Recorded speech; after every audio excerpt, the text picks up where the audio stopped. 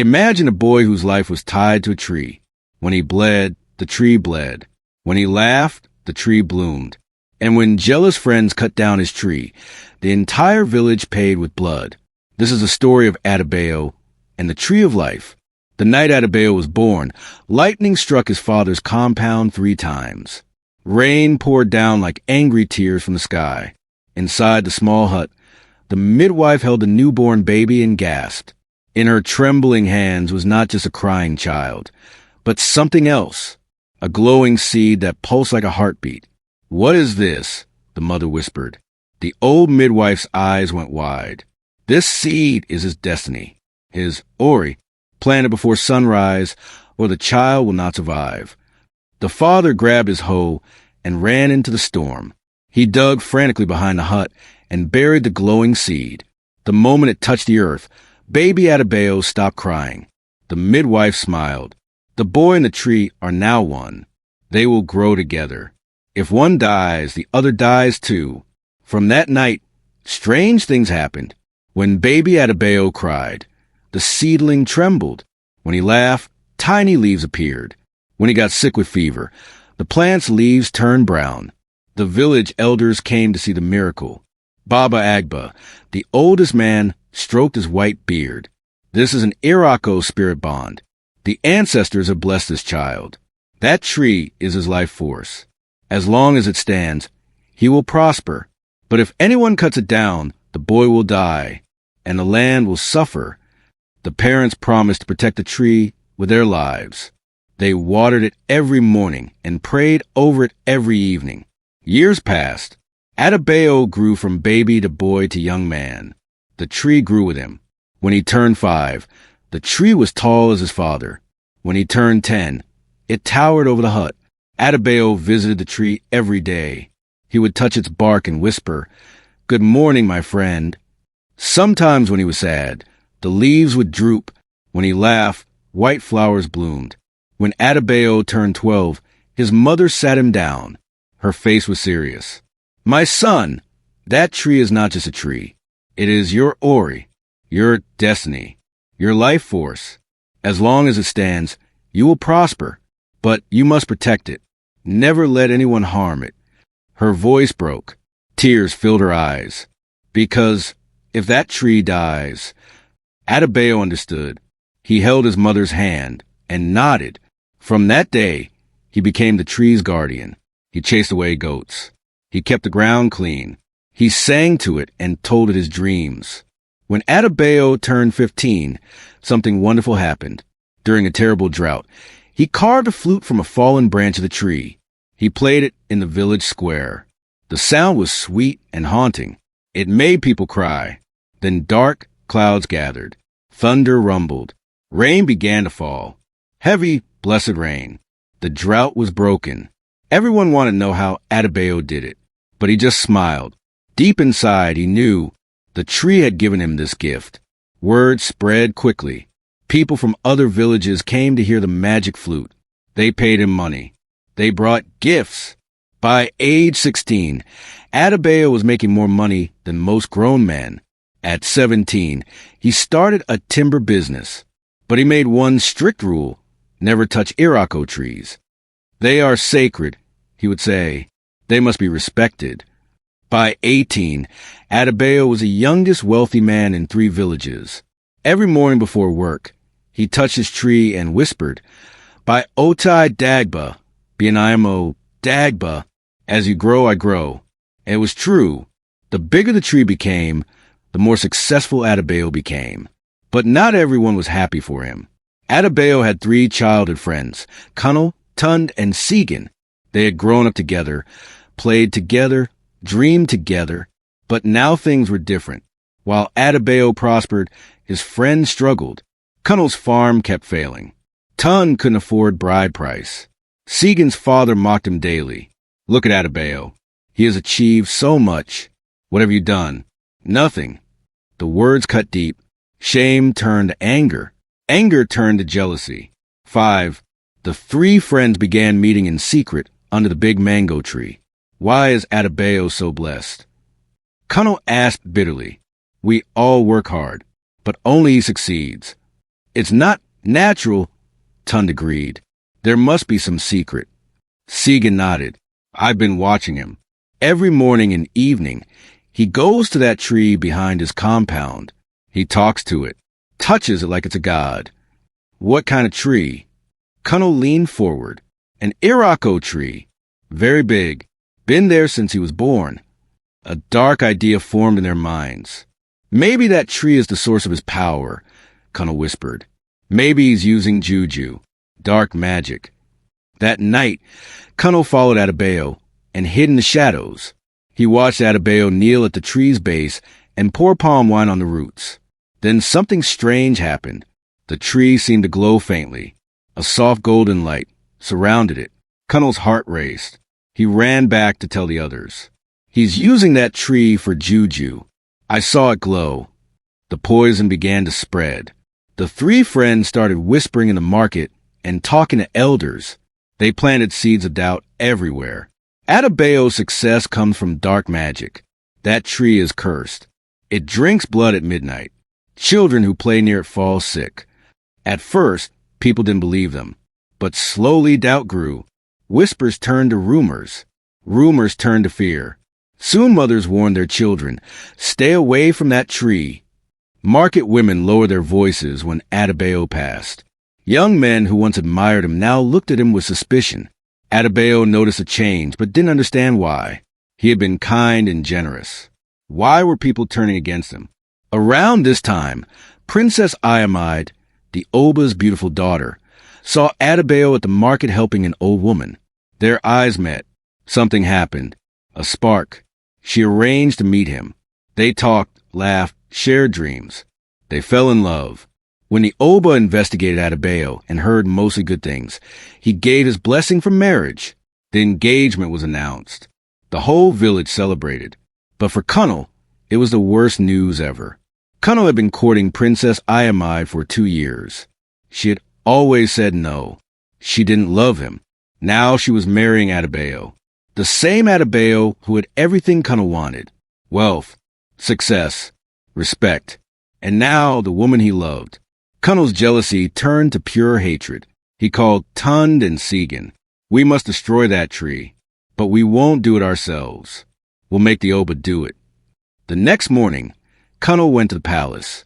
He knelt before the Oba with great respect. Kabiyesi, there's evil in our land. It's about Adebayo.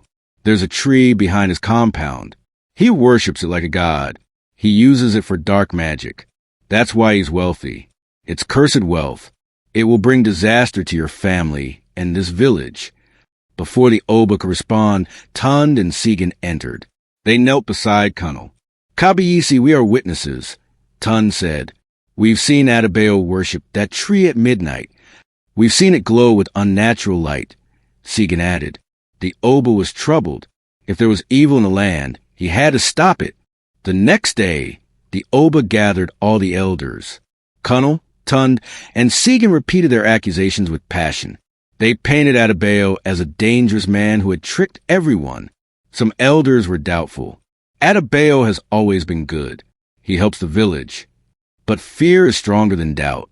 Finally, the Oba made his decision. Tomorrow at dawn, the tree will be cut down. If Adebayo is innocent, nothing will happen. If guilty, the truth will be revealed. That evening, guards told Adebayo the news. His face went pale. His hands shook. No, you cannot cut down that tree. It is the Oba's order. Adebayo ran to the palace. He fell on his knees before the Oba. Tears streamed down his face. Kabiyesi, please. Do not cut down that tree. It is my life. If it dies, I die. The Oba looked at him coldly. If the tree is innocent, you have nothing to fear. It's not cursed. It's blessed. It was planted the night I was born. Please, take all my wealth. Take everything. But don't touch that tree. But Cunnel stepped forward from the shadows. Kabiyesi, hear him? He admits the tree has power over him. This is proof of juju. The Oba's face hardened. My decision is final. The tree will be cut down tomorrow at dawn. Adebayo stumbled out and ran to the tree. He fell at its base and wept. He placed his hands on the rough bark. They're to kill you, And when you die, I die too. The tree didn't speak with words, but Adebayo felt something, a warmth. The tree was telling him, I will protect you, but the land will suffer for their evil. Adebayo didn't sleep. He sat with the tree all night. His mother came and sat with him in silence. When dawn broke, the guards arrived with sharp axes. Behind them came the Oba, elders, and many villagers. Kunal, Tund, and Segan stood at the front, watching with dark satisfaction. Adebayo stood before the tree, arms spread wide. Please, don't do this. The Oba nodded to the guards. Proceed. Two strong men raised their axes high. Adebayo closed his eyes and prayed. The first axe bit deep into the trunk. At the exact same moment, Adebayo screamed. Blood poured from his nose. He staggered but didn't fall. The villagers gasped in horror. The second swing came. The tree shook. Adebayo collapsed to his knees, vomiting blood. The third swing cracked the tree. Black sap began pouring out like blood. It smelled of death. The men stepped back in fear, but the Oba shouted, Continue! They swung again and again. Each time, Adebayo convulsed in pain. His skin turned gray. His eyes rolled back. Finally, with a thunderous crash, the great Irako tree fell to the ground. The earth shook. Birds scattered, screaming. The bright sky suddenly turned dark. Adebayo lay motionless.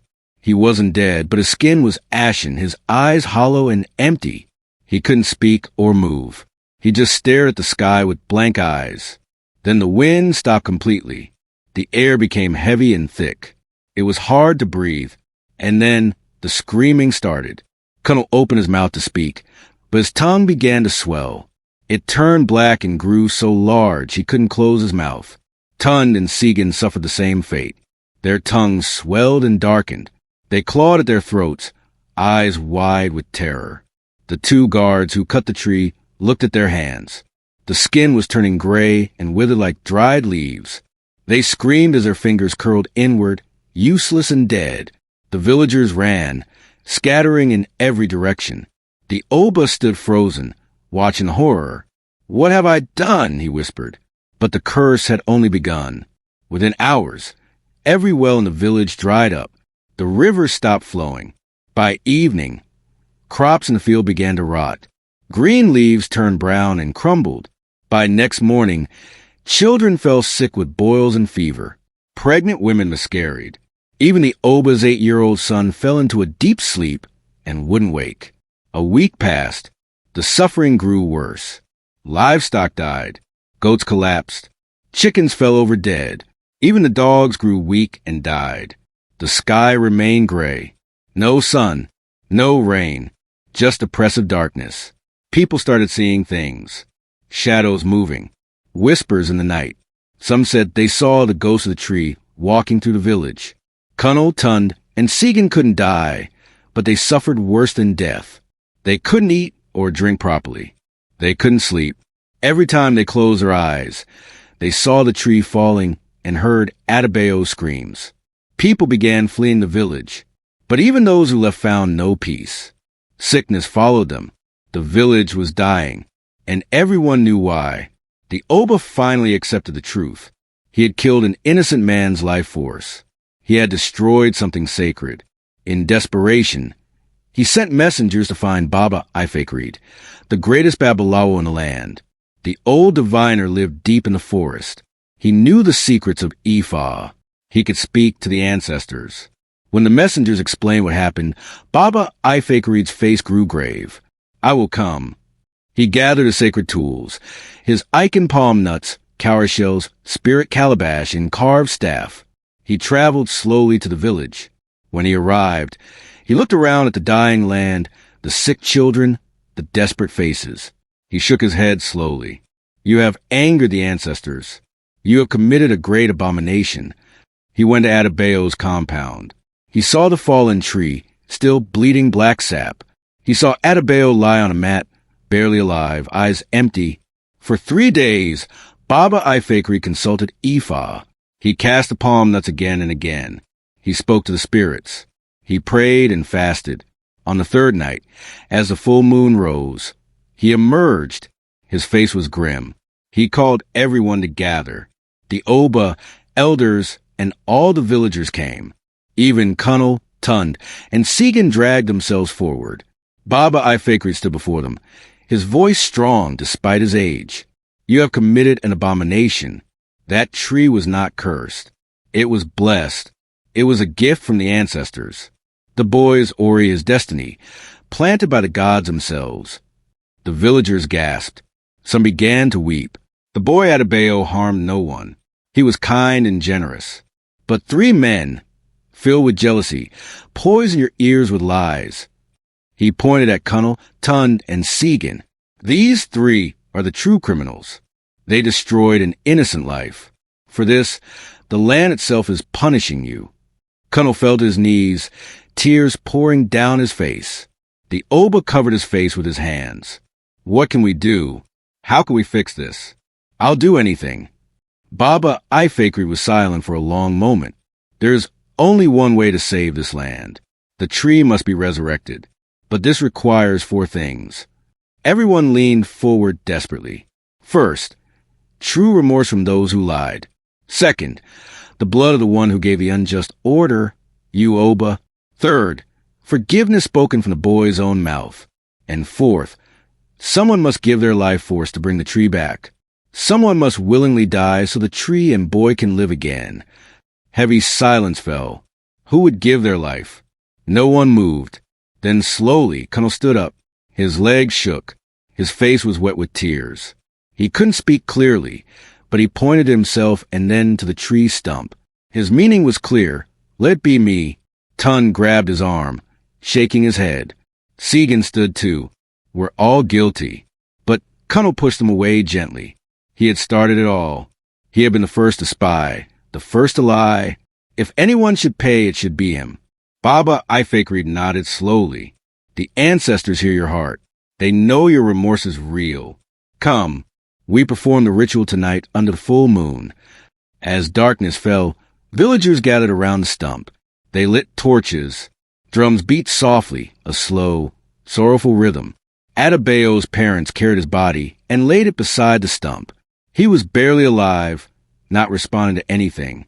Kunnel, Tund, and Segan crawled forward on hands and knees. They placed their foreheads on the ground before Adebayo's body. They wept. Without words, they were saying, "Forgive us! We destroyed you because of our wicked hearts." The Oba stepped forward with a knife. His hand trembled as he drew the blade across his palm. Blood welled up bright red. He let it drip onto the stump. I gave the order. I judged without wisdom. I'm responsible for this evil. Let my blood be the price. Baba Ifakri began chanting in the ancient language.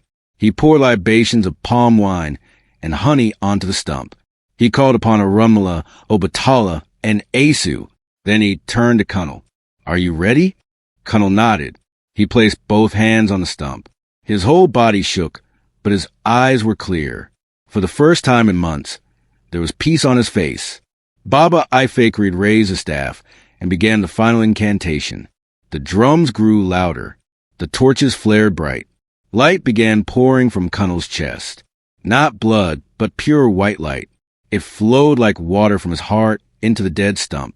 Kunnel screamed, not from pain, but from feeling his very soul being pulled out. The light grew brighter and brighter until no one could look directly at it. Then Kunnel collapsed.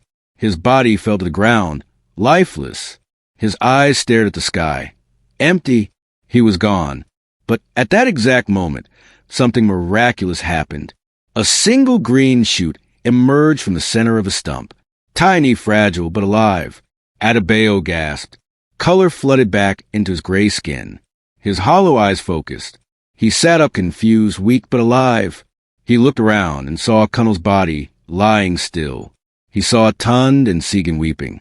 He saw the Oba and all the villagers watching him. His eyes filled with tears. He crawled to Kunnel's body and placed a hand on his chest. Emo Dirigi, Adebayo whispered. I forgive you. The moment those words left his lips, the curse shattered like glass. The oppressive darkness lifted.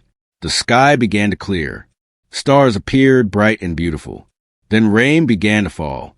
Soft gentle, blessed rain. The villagers looked up, letting it wash over their faces. They wept with relief and joy. The tiny green shoot began to grow, faster and faster. Within minutes, it was a sapling. Within hours, a young tree. By morning, it stood tall and strong once more, leaves green and full of life. The tree had returned, but it was changed. One branch, thick and strong, remained forever dead and gray, a reminder of the betrayal, the sacrifice, and the price of jealousy. Adebayo recovered fully, but he was different now. Quieter, wiser, marked by suffering. Tund and Segan spent the rest of their lives serving the village, trying to atone. The Oba stepped down from his throne, his heart too heavy to rule. Princess Iamide still married Adebayo, and they lived a simple life, never again flaunting wealth or pride. The new Irako tree became sacred. No one dared harm it. Parents brought their children to see it and told them the story of Adebayo and the tree of life. And every child learned the lesson. Jealousy doesn't just destroy the one you envy. It destroys your own soul. Protect what is sacred. Speak truth, not lies. And remember, some bonds can never be broken without terrible consequences. Years later, an old Adebayo sat with his grandchildren by the tree. They asked, "Baba Agba, why does this tree have one dead branch?" He touched the branch gently.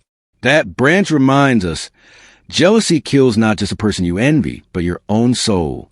Protect what brings you life, but never let pride make you forget.